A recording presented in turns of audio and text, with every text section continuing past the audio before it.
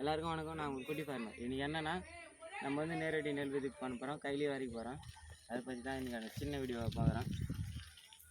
இப்போ எல்லோரும் இயற்கையை வணங்கிட்டு ஒர்க் ஸ்டார்ட் பண்ணுவாங்க. அதேபடியாக பாரம்பரியமாக நம்மளும் புளியார் பூச்சி வச்சுட்டு ஸ்டார்ட் பண்ணுறோம் ஒர்க்கு.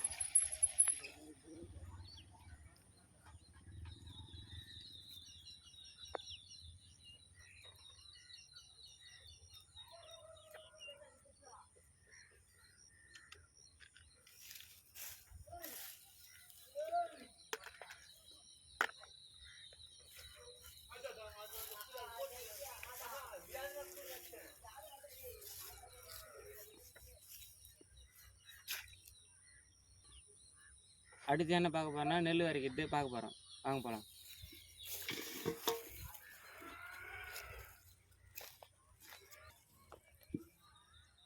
நம்ம வந்து 40 கிலோ விதை நெல் வாங்கிட்டு வந்திருக்கோம்.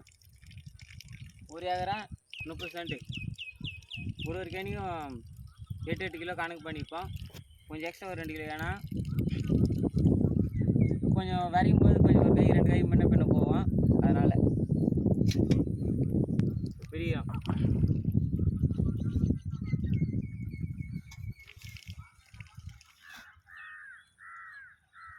நம்ம வரைக்கிற விதை நெல் வந்து 51 ஆகும்.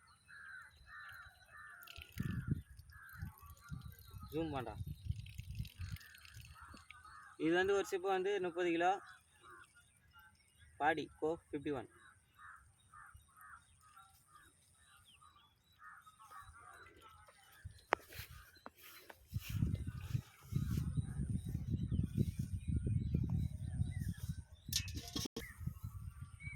இந்த விதை நெல் வந்து நேற்று ஊற போட்டோம். மறுநாள் 2வது நாளே வரைச்சிடும். அதாவது வந்து கொஞ்சம் லைட்டாக மழை வந்த பிறகு அப்படியே வரைச்சிட வேண்டியது தான். நேரடி நெல் விதைப்பு வந்து 2வது நாளே கொஞ்சம் லைட்டாக மூக்கு உரிச்சோன்னே வரைச்சிட வேண்டியது தான். நாற்று உரத்து மட்டும்தான் 3வது நாள் விடுவாங்க.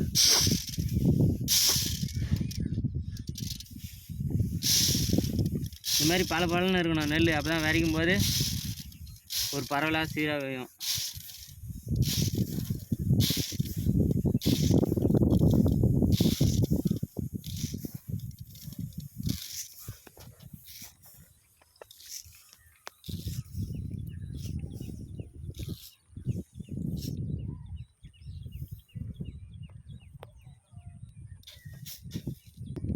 வாங்க போய் வரைக்கலாம். எப்படி வரைக்க போகிறோன்னா நம்ம லுங்கி ஏற்று கட்டி மாட்டின்னு தான் போவோம். அனிமல்லேருந்து வந்துடலாம்.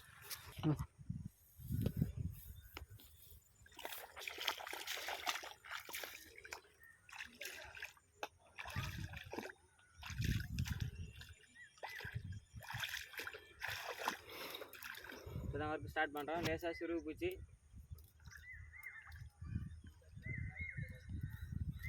சரிவா.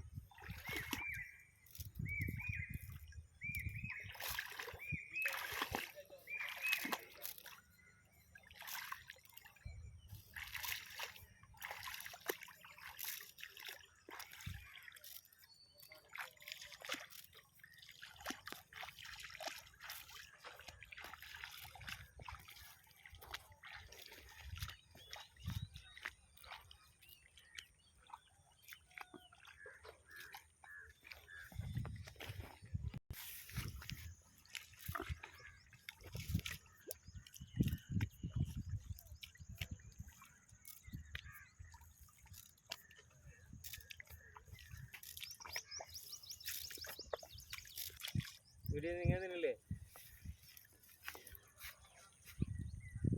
இது மாதிரி வரைக்கும் போது இப்போ சென்டராக இந்த பக்கம் ஒரு 3 அடி, இந்த பக்கம் ஒரு 3 அடி விட்டு ஸ்டார்ட் பண்ணுறோம். அடுத்த ரோ வந்து வரும்போது கொஞ்சம் எட்ட போய் வச்சுட்டு திரும்பி 4 சென்டராக வரணும்.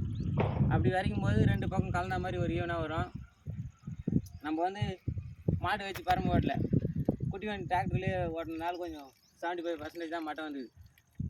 இதில் வந்து இந்த வேலையை பொறுத்த வரைக்கும் ஒரு 90% மட்டமாக இருந்தால் தான் ஓகே ஆகும். நம்மளால் வந்து போதிய அளவுக்கு கரெக்டாக லெவல் பண்ண முடியல. அவ்வளோதான் இன்றைக்கான பதிவுகள் தான். அதை பற்றி இதனுடைய ரிசல்ட் வந்து ஒரு வாரம் கழிச்சு போடுறேன் எப்படி வந்திருக்கு அப்படின்ட்டு. அவ்வளோதானா. என்றும் உங்கள் குட்டி ஃபார்மர், நமது பயணம் என்றும் புதிய தலைமுறை விவசாயிகளுக்காக.